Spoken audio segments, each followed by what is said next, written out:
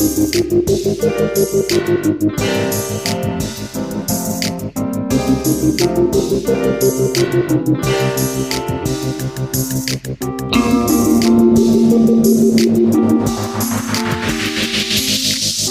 to the Mukilteo Football Show. My name is Miles.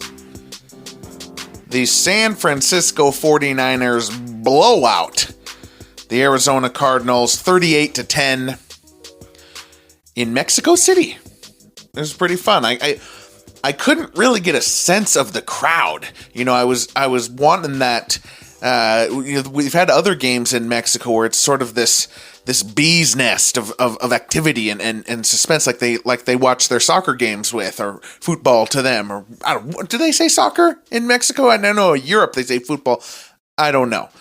But there's usually like this wonderful like bee's nest of tequila fueled fans. But I couldn't really tell on the ESPN broadcast. I guess it being a blowout is part of the problem there. The 49ers just absolutely rolled. I mean, Cliff Kingsbury, his offense is atrocious. It has been this whole time. It's weird that he got an extension because this is so bad. It's almost like he feels like he should be fired, and he's just been recently extended over the offseason. So we'll see what happens. 49ers, Garoppolo, 228 yards, 4 touchdowns. Most of it done by his receivers, yet he gets all the credit. I mean, he is a handsome man. The senors and senoritas of Mexico City are enjoying the presence of Jimmy Garoppolo. It's always a tough, dichotomy for me watching the 49ers, because 49ers fans are definitely my least favorite fans as a Seahawks fan myself. And Jimmy Garoppolo is the most overrated quarterback of all time. I mean, he didn't even play good today, and he's getting all the headlines. He throws that touchdown to Kittle. It's a check down at the 32-yard line. George Kittle runs 32 yards, breaking tackles along the sidelines. A couple of business decisions on the end there. And the response is, what a play by Jimmy Garoppolo and George Kittle. And to a lesser extent, the guy who did everything.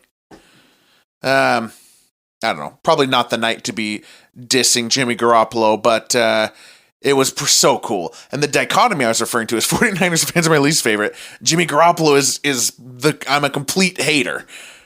But yet, I mean, Fred Warner, Hufanga, Nick Bosa, Ayuk, Christian McCaffrey, and maybe one of my favorite players in the NFL. I know he was my favorite player in the NFL last year, Deebo Samuel. I love these guys.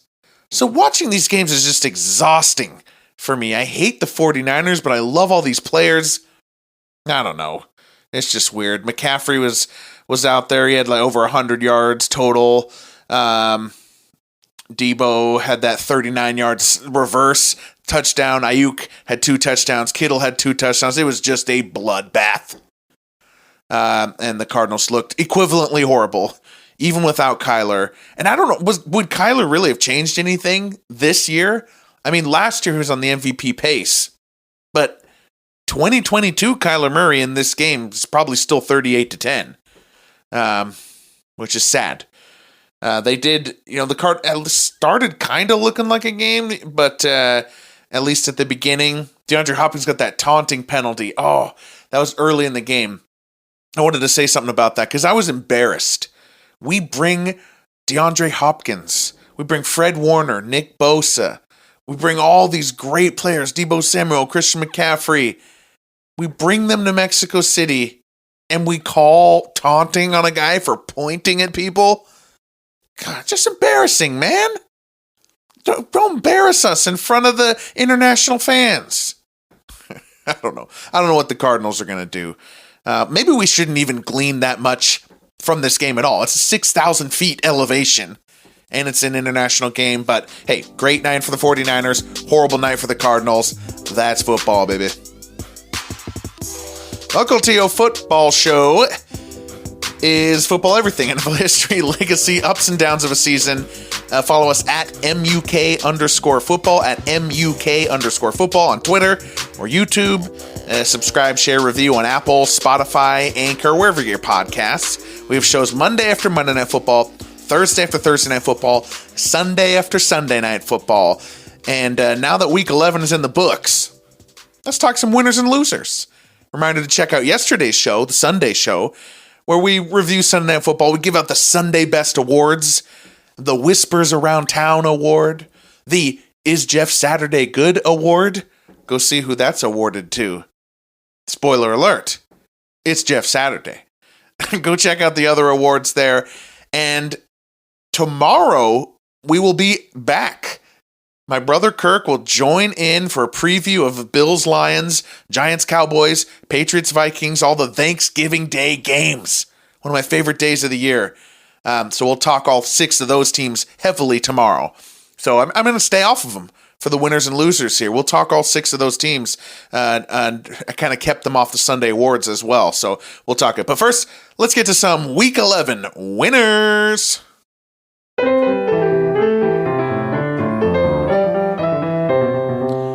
Falcons running back / receiver / kick returner Cordero Patterson got his 9th career kickoff return touchdown, which is the record.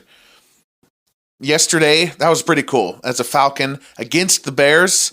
Yeah, I mean, it's an amazing accomplishment, especially considering how kickoffs are being phased out of the NFL. So I'm assuming Cordero Patterson will forever be the player with the most kickoff returns in NFL history. And it was cool that, because he's been doing great on the Falcons, but it was funny that this game was against the Bears because, well, Patterson, first of all, he has 2 All-Pro kick return seasons, the 2019 and 2020. Those were both while he was playing for the Chicago Bears, though he only has 2 of his 9 touchdowns as a Bear. But what's even further is Patterson's first ever kickoff return touchdown, 2013, when Patterson was a prospecting wide receiver bust for the Minnesota Vikings. That was against the Chicago Bears.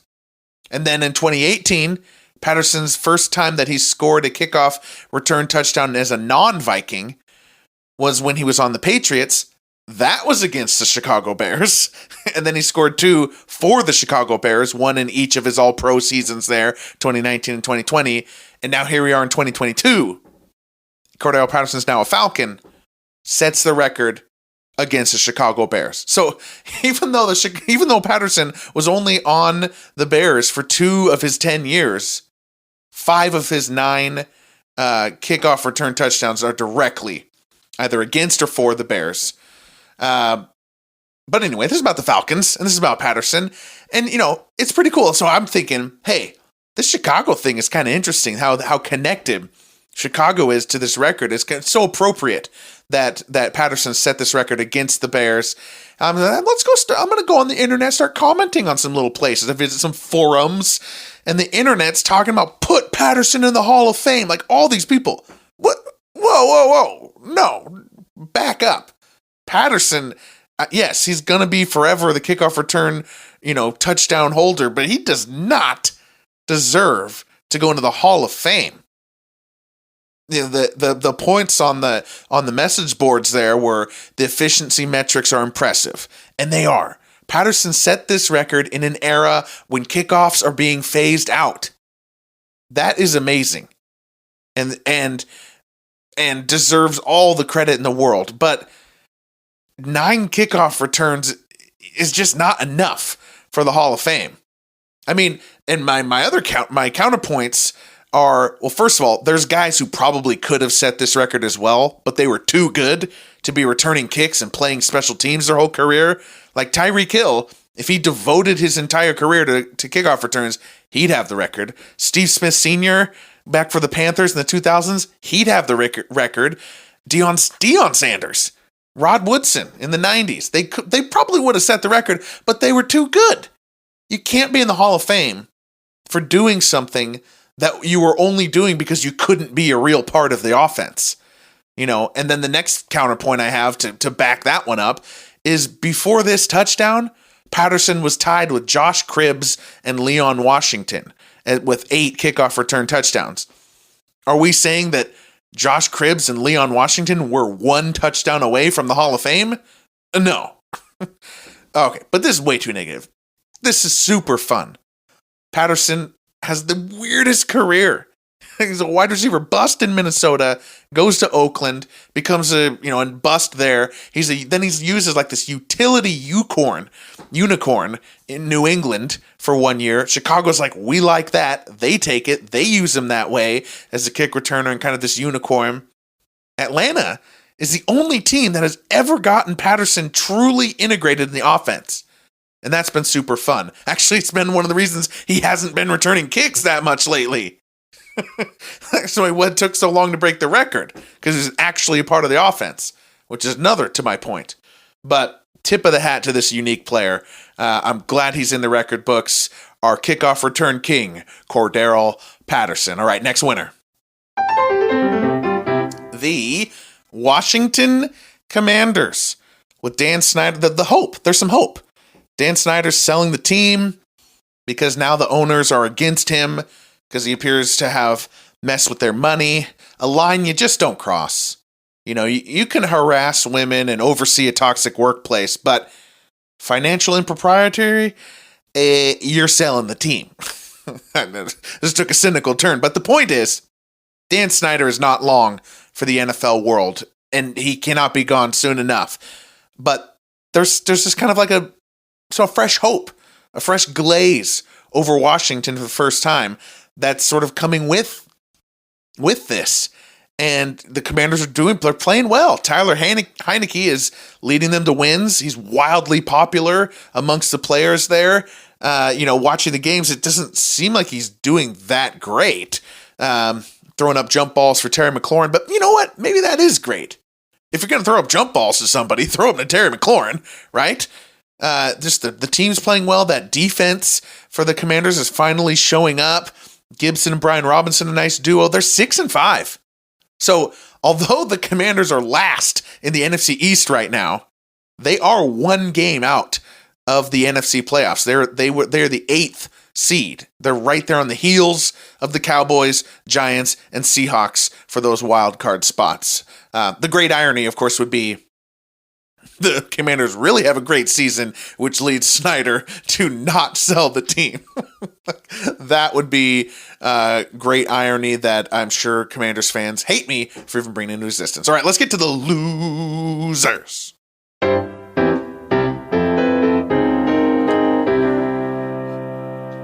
Oh, the Cleveland Browns.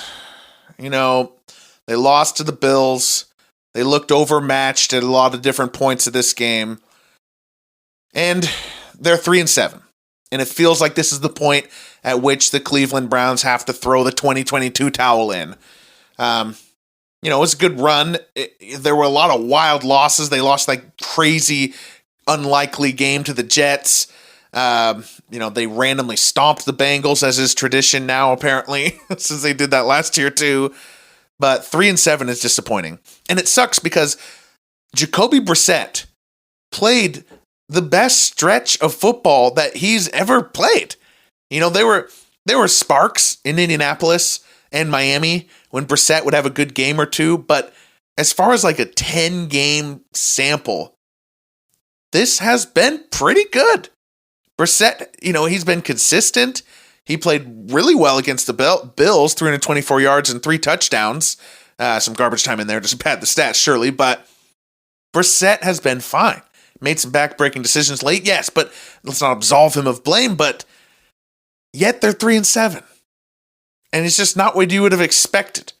And it's feeling like the end of what has been perceived as quite a while, correctly perceived as a very strong Browns roster.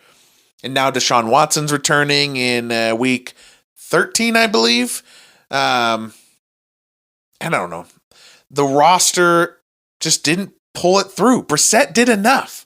The offensive line, defensive line, secondary, they let him down. The coaching staff is running out of gas. Stefanski just not able to pivot to an act 2.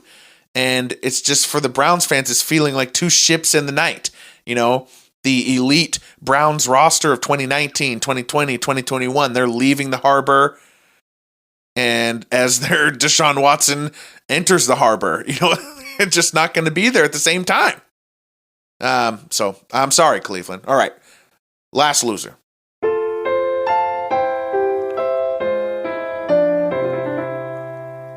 The Los Angeles Rams, the defending champions. They are in danger of submitting the worst ever title defense. And I've got some detail on this. So they go to 3-7. There's no Cooper Kupp, maybe no Stafford. Even with Stafford and Kupp, the offense has been abysmal. Now the defense is wearing down. It's bad.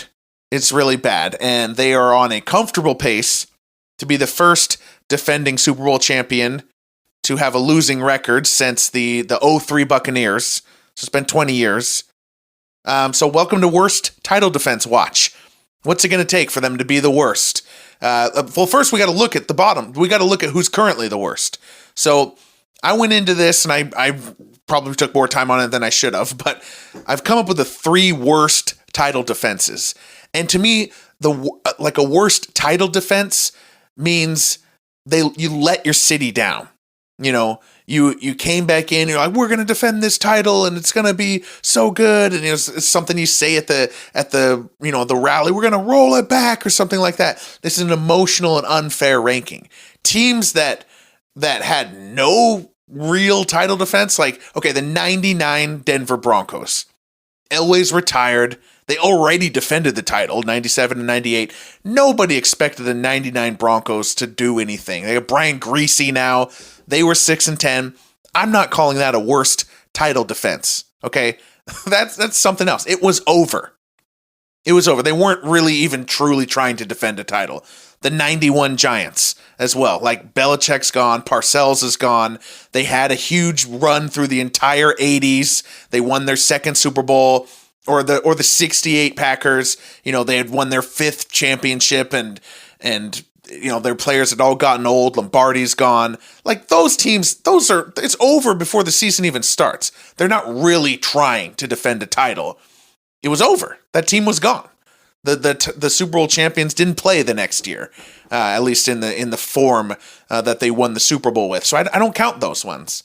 But the Rams don't qualify for this exception. The core is still there. McVay and Donald, Stafford and Kupp, Ramsey, they're all still there. Maybe Von Miller's gone, maybe Beckham's gone, but the main pieces of the Rams are expected to be competitive this year, and they just haven't been. So let's get to the bottom 3 title defenses. Oh, there was also the 82 49ers, which are commonly referred to as the worst. But the 82 season, it was a 9-game season because of the strike. I'm throwing that out. Whenever I can throw out 1982, I throw out 1982. So here's the bottom 3. And just be thinking about, are the Rams on pace to be worse than this? The 2013 Baltimore Ravens. So they had won in 2012 with this magical Joe Flacco playoff run. You could debate maybe they should qualify for the exception I mentioned because Ray Lewis and Ed Reed, weren't on the team in 2013. They still had Suggs. Great defense still. And people were like, oh, this team is Flacco's team now. Flacco was thought of as good as Aaron Rodgers at that time. There was legitimate debates. Flacco is the new Aaron Rodgers. That happened. And then they fell on their face to an 8-8 record. The 1981 Oakland Raiders, they were bad. They were 7-9. They benched their Jim Plunkett winning quarterback, and they put in the sophomore quarterback who sucked, and they missed the playoffs. And then the 2003 Tampa Bay Buccaneers, and they're our other team who had a losing record, I believe 7-9 as well. Did I note that down? Yeah, okay, 7-9. Still an elite defense, but just couldn't get their offense going. The point is, all of these are the worst title defenses. 13 Ravens, 81 Raiders, 03 Bucks. And they're all 4 or 5 wins above where the Rams are right now. Are the Rams going to get there?